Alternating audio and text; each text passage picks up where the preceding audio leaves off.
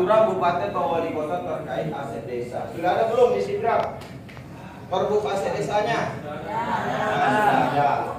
Sudah ada ya. Dan perbuk itu tidak mesti tahun 2018 ditetapkan berlaku terus sampai nanti. Bisa saja kalau masih ada substansi yang perlu diperbaharui. Karena perda atau perbuk itu jauh lebih mudah dilakukan perubahan dibanding Permendagri. Ya, lanjut.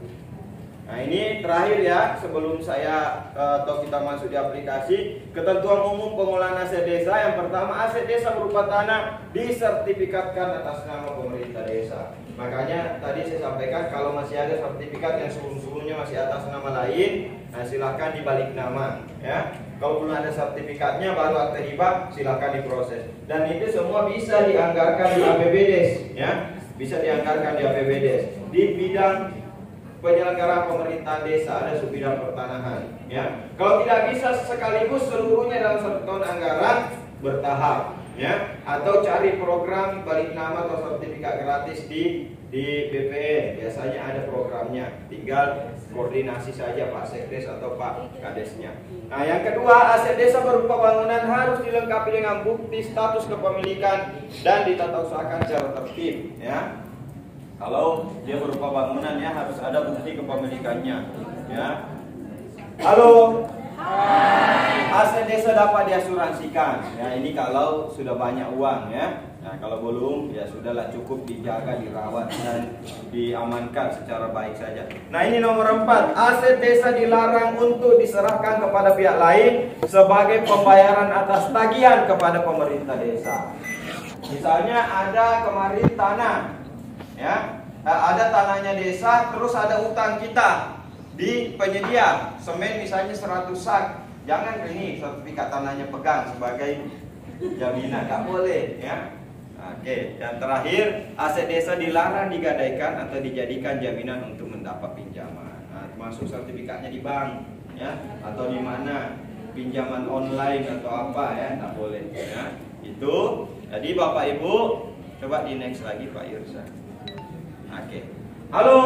Nah, ini terakhir dan penting sebelum Bapak Ibu melakukan penginputan aplikasi ya. Bapak Ibu kan sudah ketahui bersama dan sering saya ulang-ulang, tujuan kita mengadakan BIMTEK seperti ini ada 3 ya. Yang pertama, untuk menambah pengetahuan Bapak Ibu.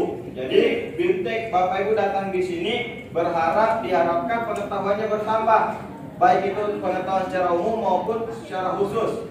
Yang kedua, meningkatnya pengetahuan teknis Bapak Ibu terkait penginputan aplikasi ya, dan hal-hal lain juga. Dan yang ketiga adalah perubahan sikap ya, atau bahasa kerennya adalah integritas Bapak Ibu sebagai perangkat desa itu semakin baik ya, semakin bertanggung jawab, semakin disiplin ya, semakin dapat bekerja sama dan sebagainya.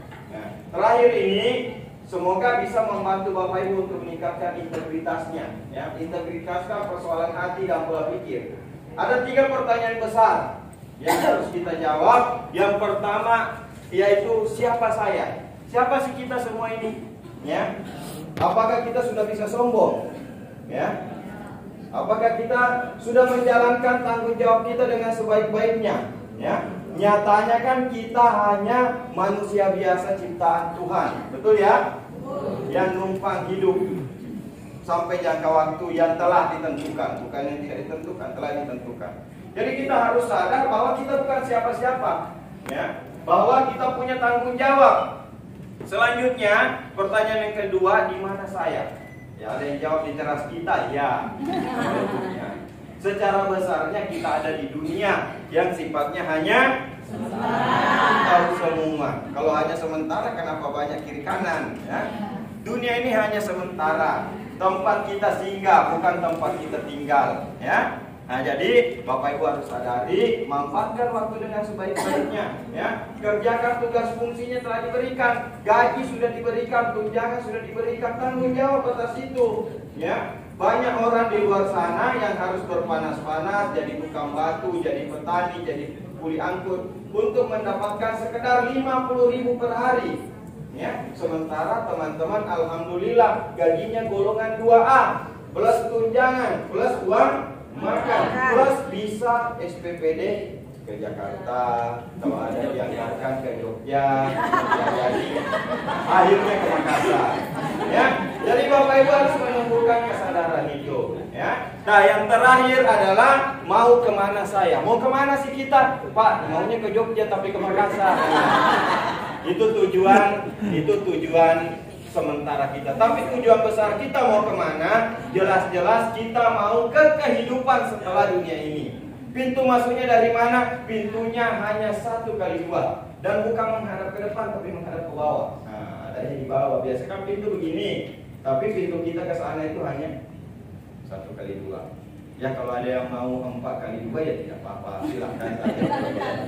Jadi artinya apa Bapak Ibu? Ya, ini untuk menumbuhkan integritas kita karena kita bukan siapa-siapa. Ya, hidup ini hanya sementara. Yang kita hanya di dunia ini sementara. Terus kita tujuannya sudah jelas. Di akhirat nanti ada yang harus kita pertanggungjawabkan.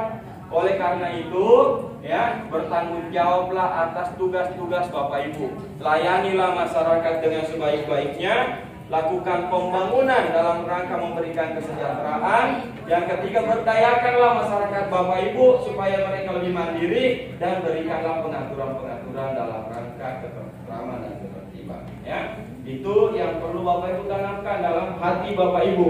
Karena kemampuan teknis, ya, pengetahuan yang luas tanpa adanya integritas itu sama halnya nol. Ya, orang korupsi bukan karena orang tidak pintar. Orang korupsi bukan karena orang tidak punya pengalaman, tapi orang korupsi karena tidak punya integritas. Ya, mungkin itu dari saya. Nanti juga dalam praktek aplikasi saya akan juga membersamai Bapak Ibu. Selanjutnya nanti saya persilahkan Mas Yurisa melanjutkan untuk simulasi aplikasinya. Ya, jadi jadikan apa yang Bapak Ibu lakukan hari ini sebagai amal kebaikan, ya, sebagai bentuk pelayanan kepada masyarakat. Waktu dan tempat Pak Yurisa saya persilahkan.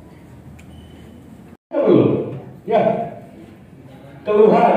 Bagaimana? Ada kendala terkait dengan aplikasi ini?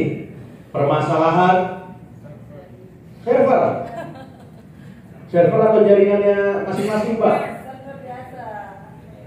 Di Kabupaten Sidrap seluruh desa sudah terjangkau internet atau belum?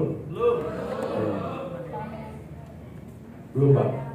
Jadi Bapak untuk melakukan penginputan SIMPADIS bagaimana, Pak? Oh iya, minimal di kantor desa ya. Kantor desa sudah terjangkau internet semuanya? Ya sudah, kalau sudah begitu aman. Belum ada. Ada yang belum?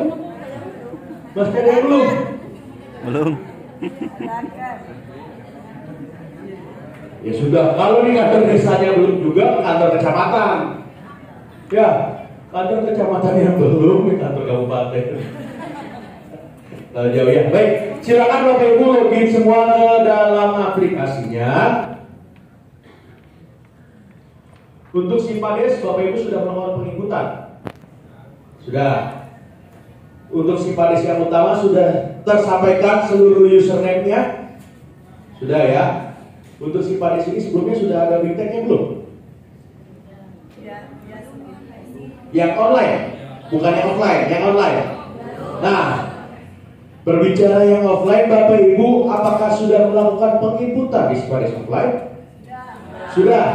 Kenapa tidak dimigrasikan datanya? Tidak tahu. Ada menu migrasi data. Jadi Bapak Ibu tidak perlu menginput kembali apa yang sudah ada di SIMPADIS offline. Ya, yang sudah ada di SIMPADIS offline tidak perlu diinput ulang. Ada namanya tools migrasi data. Besok kita lihat ya. Oke, silakan dibuka aplikasi SIMPADIS online ya.